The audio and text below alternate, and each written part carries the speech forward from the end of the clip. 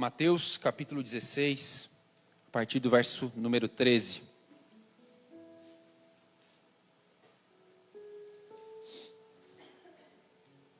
Diz o seguinte. Você chegou lá, amém? Quando Jesus chegou à região de Cesareia de Filipe, consultou os seus discípulos. Quem as pessoas dizem que o Filho do Homem é? E eles responderam. Alguns dizem que é João Batista, outros Elias, e ainda há quem diga Jeremias, ou um dos profetas. Então Jesus interpelou: mas vós, quem dizeis que eu sou? E Simão Pedro respondeu: tu és o Cristo, o Filho do Deus vivo. Ao que Jesus lhe afirmou: abençoado és tu, Simão, filho de Jonas, pois isso não foi revelado a ti por carne ou sangue, mas pelo meu Pai que está nos céus. Da mesma maneira eu te digo que tu és Pedro, e sobre essa pedra edificarei a minha igreja, e as portas do inferno não prevalecerão contra ela. Só até aí. Não sei se você conhece essa passagem, mas essa passagem ela nos revela muitos segredos. E eu estava meditando nela num certo momento da minha vida. E quando eu li para ela, eu comecei a lembrar de algumas perguntas que eu mesmo me faço, de algumas perguntas que nós como igreja acabamos nos fazendo dia após dia. Mas antes de entrar no assunto propriamente dito, eu quero lembrar algo para você essa noite. Eu não sei se você sabe, acredito que sim. Nós vivemos na maior era da informação. Nunca foi tão rápido as pessoas alcançarem o resultado, a informação, o estudo, a resposta, de forma tão rápida e tão dinâmica como nós estamos vivendo nos últimos dias. A internet, o celular, o computador, as mídias sociais, elas facilitaram a entrada da informação no nosso coração. Ou seja, você consegue consultar resultados de um país, informações em tempo real de um outro país, dentro da sua casa. Saiu uma pesquisa agora lá nos Estados Unidos, que algumas empresas ficaram sabendo que muitos funcionários tinham se mudado dos Estados Unidos depois de meses de consulta. Por quê? Porque os funcionários estavam trabalhando de home office, eles faziam parte dos Estados Unidos e de repente eles mudaram, foram para outros países e continuavam trabalhando na empresa. E quando a empresa pediu para eles irem lá, eles: não, a gente não está mais nos Estados Unidos. Há quanto tempo? Há 4 meses, há 6 meses, há 8 meses, mas como assim? Porque eram trabalhos à distância. Então a informação, o resultado, tudo ficou muito mais dinâmico no mundo que nós estamos vivendo. Ao mesmo tempo que algumas coisas acelerou, algumas coisas ganharam um ritmo maior, outras coisas começaram a perder o sentido. Me lembro, não há muito tempo, quando eu era um pouquinho mais jovem, que lá em casa nós tínhamos, por exemplo, a roupa de sair. Então, quando a gente ia ter o Natal, a Páscoa, um aniversário, né, uma festa da igreja, a mãe deixava separado lá a camiseta, a calça e aquela meia que tu só usava no dia de sair. Quem lembra dessa fase, né? Era roupa de sair, meu irmão. Eu me lembro de botar na cama do lado e dormir do lado, na expectativa de já acordar e já cair com ela dentro do meu corpo. Eu lembro de ganhar 4, 5 presentes no máximo no ano. Enquanto hoje, com a facilidade da informação, nós conseguimos, por exemplo, presentear os nossos entes queridos. Se tu quiser, tu presenteia um presente por semana, porque é muito fácil tu trazer um presente da China, parcelar em 10 vezes, chegar na casa da pessoa de forma muito rápida. A mesma coisa com as roupas. Você comprou, você não gostou, você já doa, já vai lá, já parcela em 10 vezes, já compra outra. O calçado ainda está bonitinho, mas tu não gostou mais, tu já pede outro. Então as coisas elas começaram a chegar muito rápida no dia de hoje, e automaticamente as coisas elas foram perdendo o seu valor. nós entramos num ritmo frenético e naturalmente perdemos o valor das coisas. E isso começou a se estender também para o Evangelho. Eu sou de uma época que o Evangelho, de alguma forma, ele era escasso. Quando se falava em Evangelho, ou era o panfletinho que dava no terminal central, ou tu ia para a igreja. Nós não tínhamos acesso ao tablet, ou à Bíblia de estudo, ou de repente acessar uma pregação, ou acessar a um material de estudo teológico, comprar um curso e se aprofundar, não tinha isso. Se eu quisesse conhecer a respeito de Jesus, eu ia na casa de alguém, ou eu tinha que ir para a igreja, era um pouco mais limitado. Então, no mundo que eu e você vivemos, nós podemos dizer que nós estamos no mundo do acesso. O acesso ficou fácil. Só que da mesma maneira que o acesso, ele trouxe muitos privilégios, muitas possibilidades, ele alavancou muitos negócios e acelerou muitas coisas nesse mundo, o acesso ele também banalizou muitas coisas.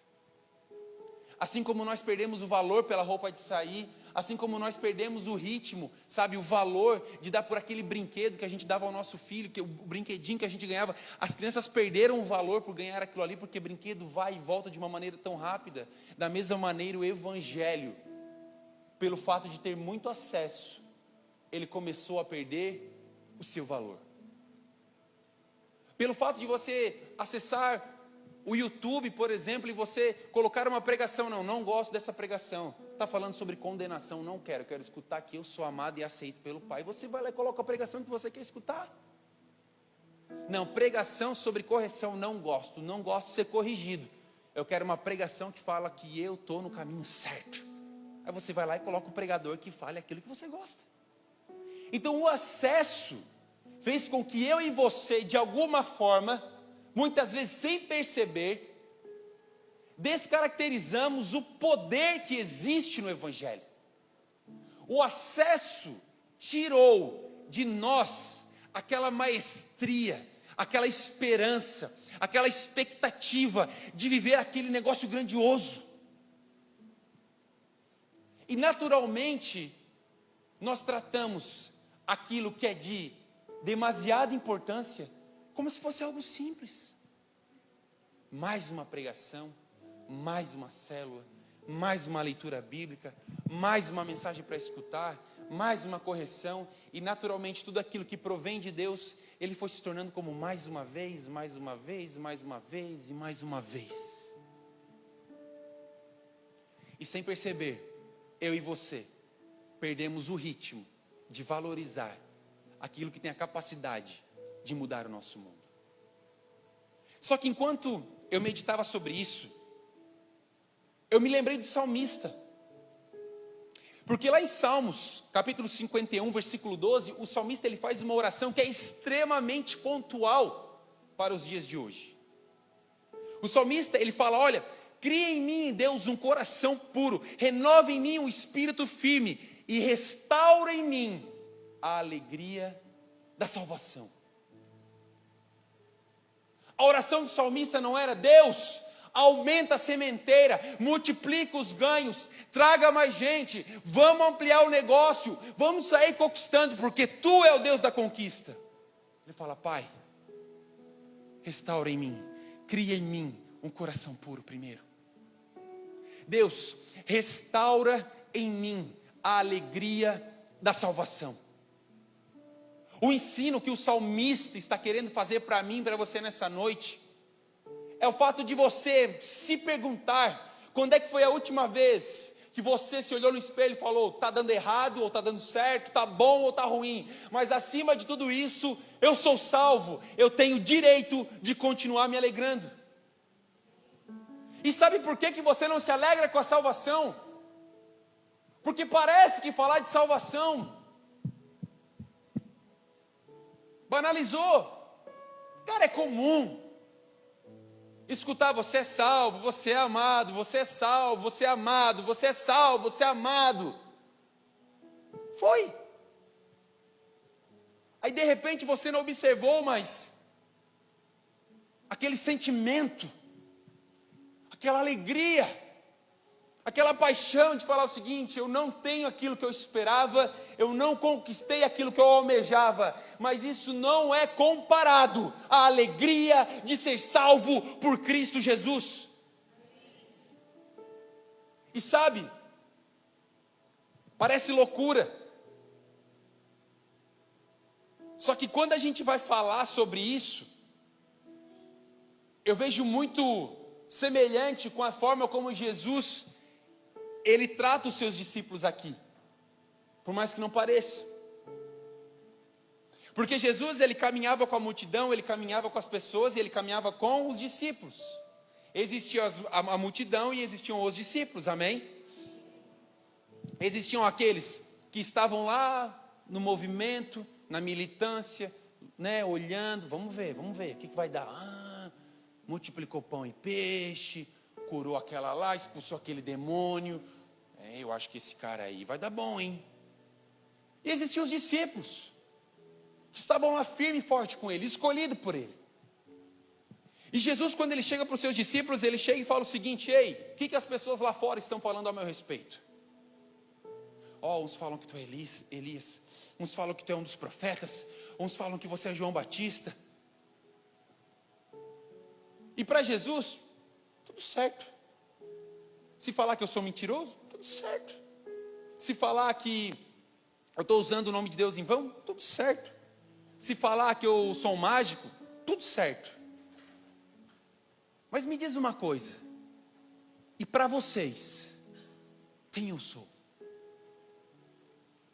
Ele não estava perguntando para a multidão.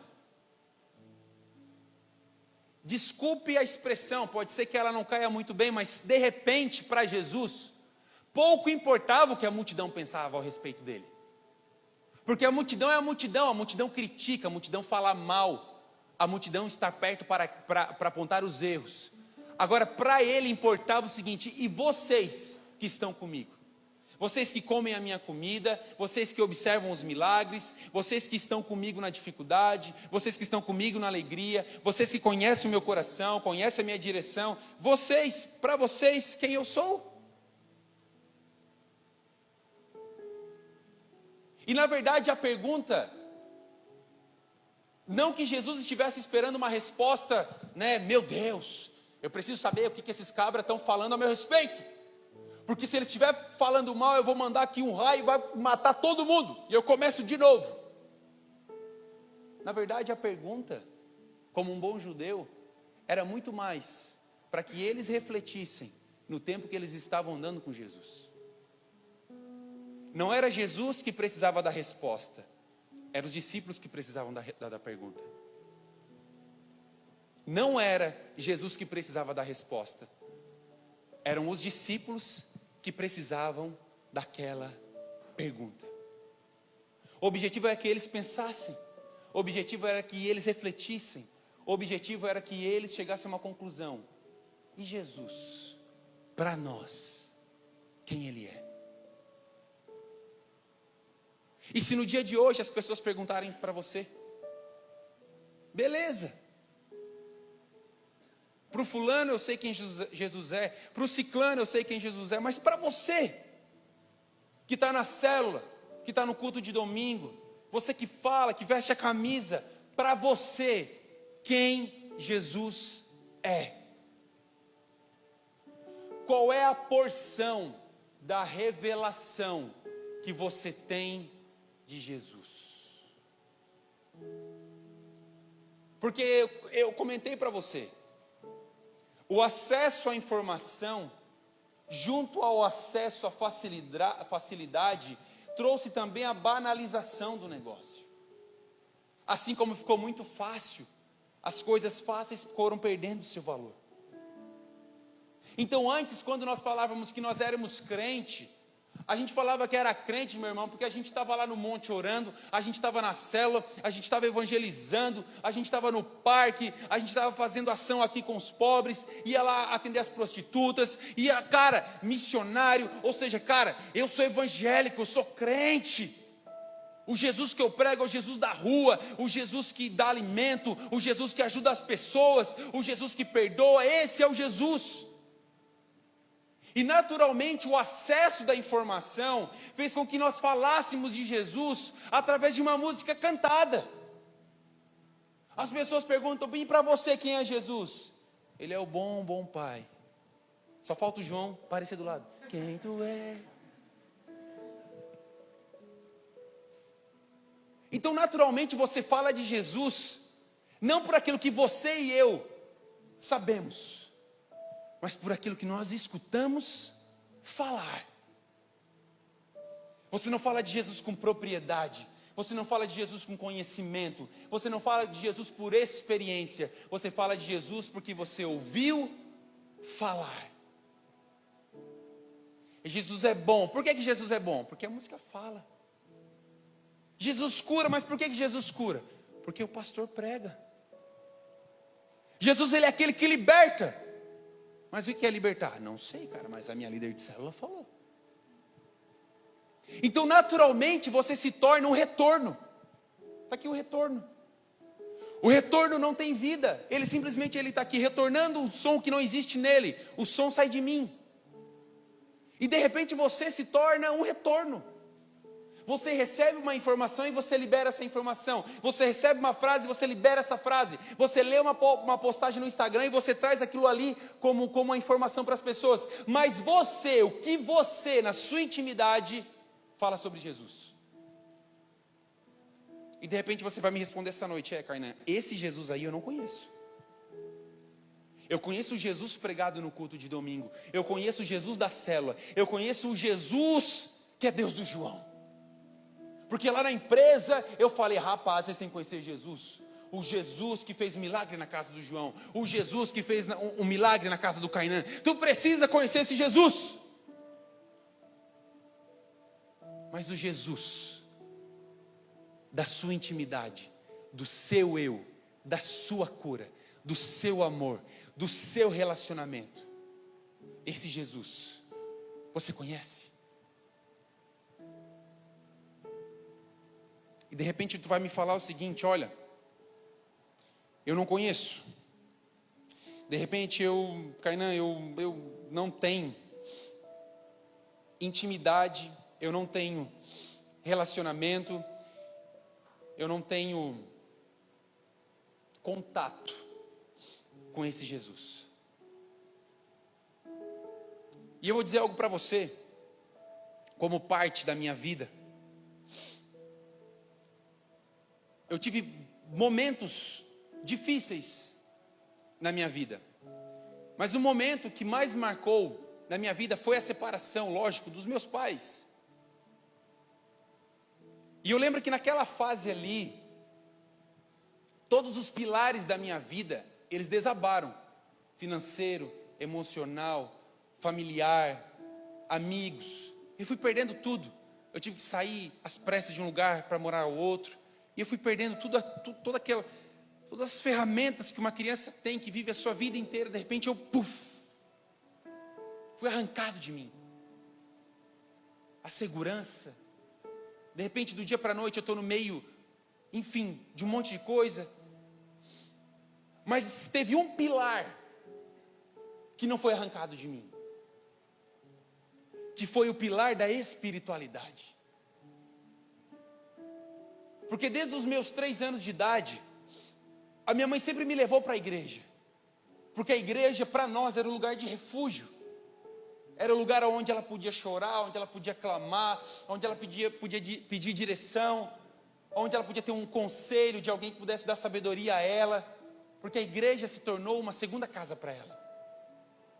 E desde que eu sou moleque, tinha célula de homens, eu e mais 2 amigos, nós íamos para a célula de homens, enquanto os homens estavam lá fazendo a célula, a gente ficava sentado no púlpito lá, vendo o pastor Toninho pregar. Me lembro até hoje, o pastor Toninho fazia uma roda lá com 40, 50 homens no meio, e ele saía dando, pregando, expulsando o demônio, ajudando as pessoas. Eu lembro de nós ir durante a semana, dormir dentro da igreja, para passar a noite inteira orando. Eu era muito novo, eu não estava entendendo o que estava acontecendo, mas eu queria fazer parte daquele movimento. Porque aquele movimento para mim era bom, era satisfatório. Eu saía daquele desastre, eu saía daquelas dificuldades, era bom estar lá. Só que chegou o momento que eu comecei a ter a experiência. Chegou o momento que eu fui batizado em outras línguas. Chegou o momento que nós íamos para o retiro e com muita naturalidade, igreja, a gente começava a orar no meio do bambuzal e os gravetos eles começaram a acender, pegar fogo. E eu não estou te contando uma história que alguém me contou, estou te contando uma história que eu vivi. De ver as pessoas sendo curadas na minha frente, sendo libertas na minha frente. De nós irmos, por exemplo, para o ministério infantil e a gente não conseguir escutar a pregação do professor naquela noite, tamanha presença de Deus que era no meio de nós, sendo crianças. De a gente não conseguir entrar num lugar que as pessoas entravam e caíam, tamanha presença de Deus que havia dentro daquele lugar. Eu não estou te falando que me contaram, eu estou te falando que eu vivi. E quando você vive algo, isso é gerado em você uma experiência. Aí sabe, meus pais se separam, o momento mais trágico da minha vida. Aí você acha que, né, você começa a ir e tal, aí você acha que você sabe tudo, né? Aquela fase da adolescência aí, né, aos adolescentes, aí você acha que, né, que já conhece o mundo inteiro, né, aquela sede ao pote, vão para cima, eu sou bom, eu sou boa, aí você vai, aí tu experimenta uma coisa aqui, experimenta uma coisa lá, e os mesmos amigos que estavam comigo na igreja, eram os mesmos amigos que estavam comigo nas erradas. E eu nunca me esqueço que quando a gente ia fazer alguma coisa errada, eu falava para eles assim, rapaz, deixa eu falar uma coisa para vocês, não está certo fazer isso aqui. Eles, para de besteira. Cara, vocês não pararam para pensar se Jesus volta agora e pega nós aqui? Aí eles falavam assim,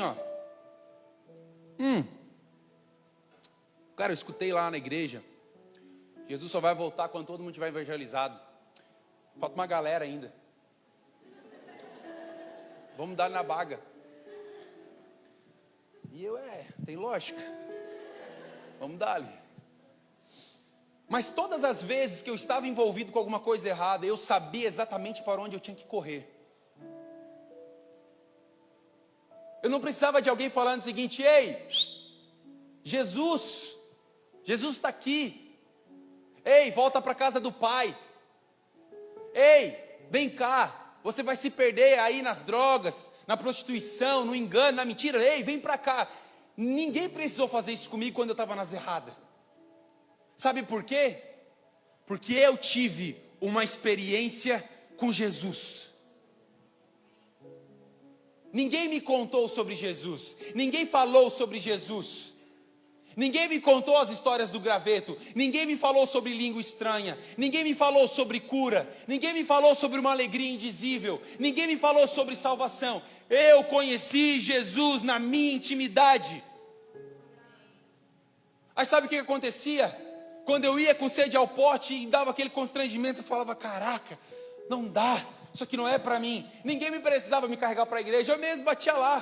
Pegava o meu skate, batia lá no meio da tarde. Meio desnorteado, e aí, estou fazendo o quê? É teatro, quero fazer parte também. E estava sempre lá, ia, voltava, mas eu sabia onde era o meu refúgio. Por que eu sabia onde era o meu refúgio? Por que eu sabia onde correr? Por que eu sabia para onde que eu tinha que ir? Porque eu tive uma experiência com o Todo-Poderoso. Eu não tinha uma informação, eu não tinha uma pregação cravada em mim. Eu não tinha uma mãe chata falando, vai para a igreja. Não precisou, gente. Não precisou, pais. Sabe por quê? Porque eu tive uma experiência. Eu sabia para onde correr. E quando você entender isso, você vai entender por que Jesus ele está fazendo essa pergunta para os seus discípulos.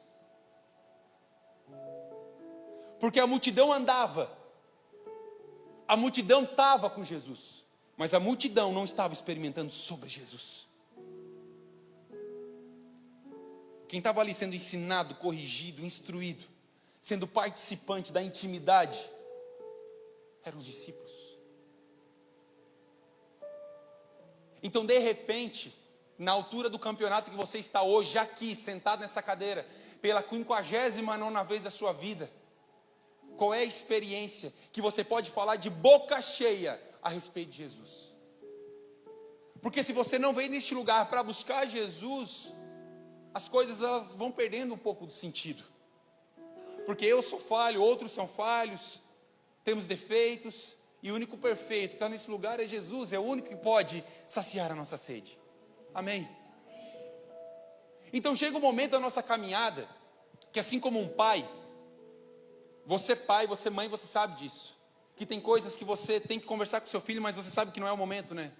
Você fala, não é o momento de eu conversar com ela sobre namorado, sobre namorada, não é o momento de eu conversar sobre dirigir automóveis, não é o momento. Eu vou esperar o momento certo, que eu vou chamar ela, vou chamar ele, vou falar o seguinte, ó, agora estou numa idade que tu pode me escutar a respeito disso, tu vai ter maturidade sobre o que eu vou te falar. Amém, pai? Amém, mãe? E da mesma maneira, chega o momento da tua caminhada cristã, cara, que tu tem que se fazer essa pergunta e falar, tá, Deus, vamos por a sós. E tu escutar da boca do pai, e aí, filho? E aí, filha? Está tanto tempo comigo, e aí? O que tu pode dizer de boca cheia que eu sou para ti? Não como uma música decorada, não como uma pregação decorada, não com algo que você leu no livro, não como algo que de repente você decorou, não como uma experiência que você conta sobre que alguém viveu, mas algo que você viveu na sua intimidade. Algo que as pessoas vão falar o seguinte, não é isso, não é. Eu vivi. Se você tentar me provar que o graveto não acende, gasta a tua energia em vão, porque eu vi o graveto acender. Eu vi, eu experimentei os milagres de Jesus, eu experimentei, ninguém precisa me convencer que Jesus faz milagre. Eu experimentei. Só que a virada cristã, ela começa quando a gente sai da zona de imaturidade, onde a gente não consegue ter uma conversa real, genuína e profunda, para uma conversa de intimidade real e profunda e falar, Deus, aqui estou eu não quero mais ser um retorno. Eu quero parar de contar as experiências dos outros, eu quero parar de contar a historinha que a pastora conta lá no Instagram, eu quero parar de contar a história que o pregador fala lá no YouTube, eu quero contar a minha história. Eu quero chegar para as pessoas e falar o seguinte, cara, tu precisa conhecer o meu Jesus. Mas por quê? Porque, cara, eu estava passando por isso, eu orei. E aconteceu isso. É um Deus que responde. Vai para a tua casa, ora, Ele te escuta. E você não tem medo de colocar qualquer coisa à prova, porque você conhece o Deus que você serve. Então nós precisamos, de uma vez por todas, entender o que nós queremos com Jesus. Você quer ficar na era, no mundo da informação?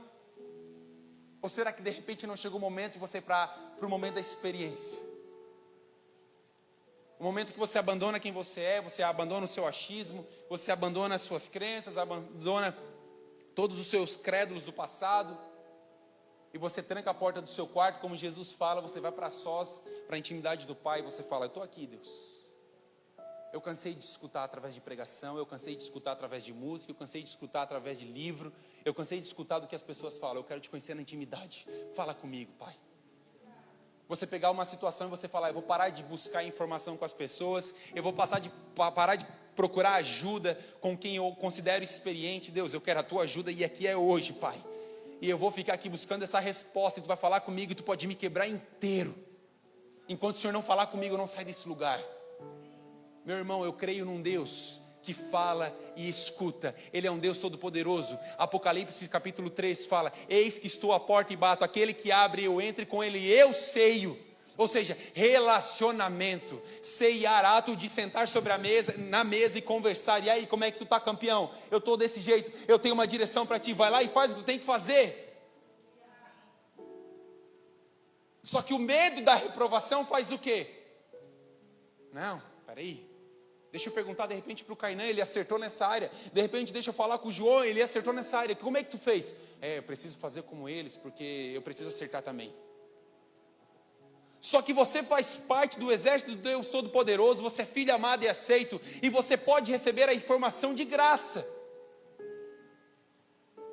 Só que em vez de você de repente ir lá na padaria, lá onde fabrica o pão, e pegar o pão quentinho, tu prefere ir lá na prateleira de trás pegar o pão do terceiro dia, mais barato porque é mais fácil.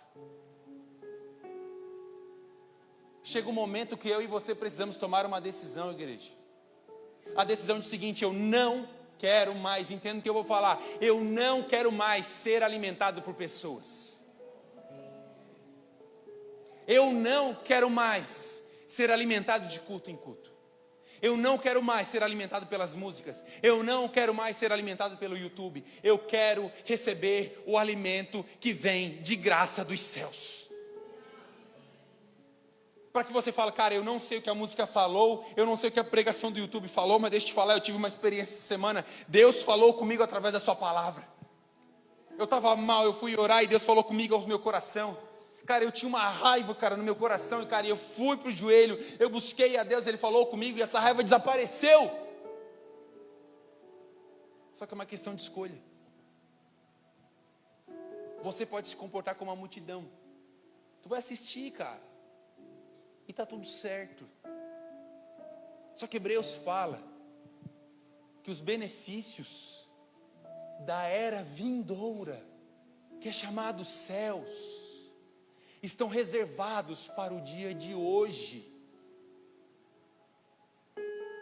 Eu não aceito viver menos que uma vida em abundância, porque é exatamente isso que a palavra me promete. E para mim, vida em abundância, ela parte do ponto que eu posso ter um relacionamento claro com meu Deus, onde eu posso falar, cara, eu conversei com Deus. Ah, mas tu é muito prepotente. Não, cara, a palavra dele me garante isso. Eu tenho uma direção clara sobre isso, eu tenho uma sabedoria sobre isso, e eu vou agir debaixo dessa direção. Só que muitas vezes,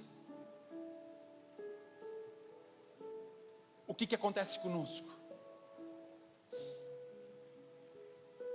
A gente escuta as coisas porque de repente é muito bom para nós. Deixa eu te falar. Existem áreas da sua vida hoje que precisam de cura, amém? Amém? Amém. O primeiro passo para o milagre é o reconhecimento. E se eu te perguntar o seguinte, qual é a área? Você vai me falar, Kainan, sei lá, é conjugal.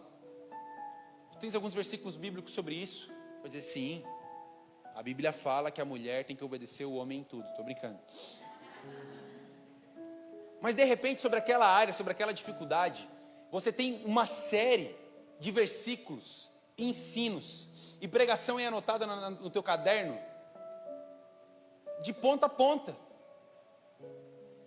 Mas se a palavra ela é viva e eficaz, por que ela não é tão eficaz então nas áreas que nós tanto escutamos sobre ela? Se você tem uma dificuldade, você escuta tanto sobre essa dificuldade, você recebe tanta ministração sobre cura, por que então eu e você não somos curados? Simplesmente por não entendermos que é a experiência que gera a transformação. Vou repetir para você. É a experiência que gera a transformação. Ninguém aprende a cozinhar lendo somente livros de receitas. Amém?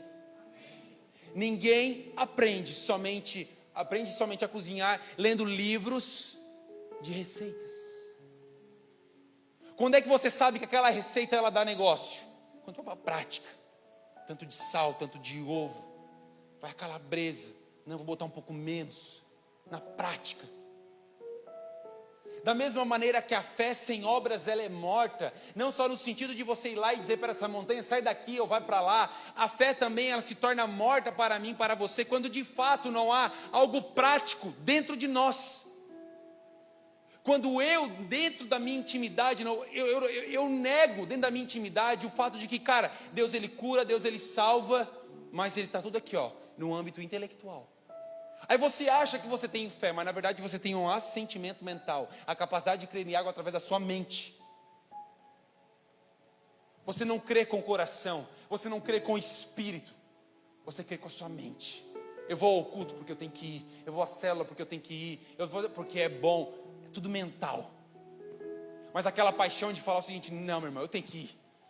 E tu sai lá da sua casa com louvor no carro, falando em línguas e falando, cara, eu vou chegar naquela igreja hoje. E o céu tem que descer sobre aquele lugar, cara. Deus ele tem que falar comigo, meu irmão. E você entra na sua empresa, você fala, eu não aceito mais essa desordem. Eu não preciso de um consultor aqui, eu preciso do Espírito Santo. Deus, eu me levanto como teu ungido, eu me levanto como teu servo. Eu declaro prosperidade sobre esse lugar. Experiência. Você que arrasta o passado por muito tempo e você já escutou 1001 formas de vencer o passado. Sabe como é que você venceu o passado? Na experiência com o mestre. Deixa que o versículo bíblico ele ganhe forma na sua intimidade e arranque de você esse sentimento ruim do passado, essa falta de perdão, esse rancor. E como que isso acontece, Kainan? Na experiência. Experiência. É sobre isso que eu queria falar para você essa noite. Que de repente, em tantas áreas da sua vida, você vive um evangelho de forma muito superficial, cara. E eu estou falando isso para mim e para você, porque foi essa pergunta que me mexeu. É muita superficialidade. E eu não estou dizendo que você tem que ser o santo que anda sobre as águas e chega na igreja, dá licença, que o ungido chegou aqui. Amém? Mas eu estou dizendo na sua intimidade, você e Deus. Você e o mestre. O mestre falando, e tu? Que está lá, você que está experimentando, você que está recebendo, você que foi para o seminário, você que foi corrigido 1000 vezes, você que foi instruída 1000 vezes, você e você, o que você fala sobre mim? Não que seja errado de repente você repetir uma informação, mas sabe o que vai transformar a tua casa, vai transformar a tua história, que vai dividir entre antes de Jesus e depois de Jesus, é a experiência marcante. De você falar, Deus, nada mais importa a não ser a experiência contigo, Senhor. Se o Senhor não estiver comigo, eu não vou. Se o Senhor não falar comigo, eu não me movo. Se eu não estiver contente o bastante em lembrar que o Senhor é a minha salvação, nada mais importa nessa vida. Ah, Kainan, mas isso é uma frase pronta, parece bonito. Eu saio daqui animado para viver uma semana abençoada. Meu irmão, você não sabe do dia de amanhã. E você está travando batalhas com você mesmo, que a intimidade com o mestre resolve. Kainan, tu acha isso? Eu não acho, eu tenho certeza. As minhas batalhas, grande parte delas, eu venci no choro, eu venci no clamor, eu venci pedindo ajuda e falando, Deus, eu não sei, mas tu sabe, fala comigo, me mostra, me dá uma direção. Eu cansei. E de repente, é esse start que eu e você precisamos dar na nossa vida essa noite. Não Jesus que você escutou falar, não Jesus que você acha bonitinho, não Jesus do culto de domingo à noite, não Jesus da célula, mas o Jesus que falou com cada um aqui na sua particularidade. E de repente você acha que isso, cara, eu acho que isso será o suficiente para mudar toda a minha história, Kainan. Eu não acho, eu tenho certeza. Porque nessa mesma passagem, se você leu ali comigo, prestou atenção, Jesus ele chega para os discípulos, e vocês, quem vocês dizem que eu sou? E Pedro, tu és o Cristo, Filho do Deus vivo. E Jesus ele fala para Pedro, Pedro, não foi carne nem sangue que te revelou, mas foi o meu Pai que passou isso para ti, né, campeão? E Jesus ele diz o seguinte, te digo mais, e tu és Pedro, e sobre essa pedra eu edificarei a minha igreja.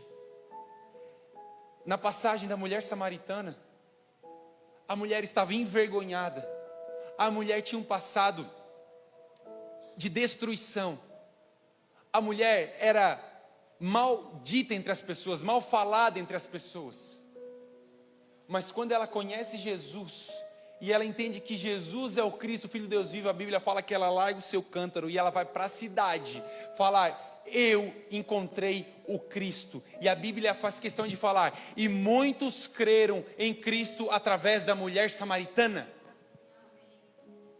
Quando você tem uma experiência com Cristo, meu irmão, além de você conhecê-lo na intimidade, você também entende quem você é, você encontra a sua real identidade. Então nessa busca de bater a cabeça que você fica muitas vezes para ter informação, direção, quem eu sou, ó céus, ó terra, o que eu vou dar para minha casa, e você está sempre dependendo que alguém guie você para alguma coisa, você vai conquistar isso em Cristo Jesus. Quando você ir para a intimidade, Ele começar a tirar as coisas debaixo dos panos e mostrar o seguinte: sabe por que tu é assim? Sabe aquele trauma? Sabe aqueles medos? Vamos vencer isso hoje através da palavra. Você é curado, você é saudável, você é amado, você é aceito. Chegou o teu momento de prosperar, tu é bom, vai dar certo, estamos junto. Volta lá, pede perdão, corrige, volta a fazer o que você estava fazendo. Você começa a entender de fato quem você é.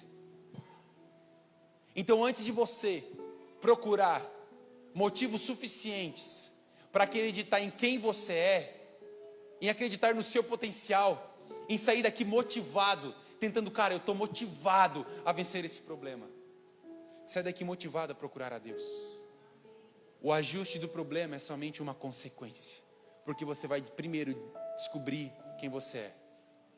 Eu já estou encerrando, mas observando como o mundo está hoje, eu vou dizer para você: o diabo, ele nada mais tem feito do que escravizar as pessoas numa mentira, para que as pessoas elas percam a noção de quem elas são em Cristo Jesus.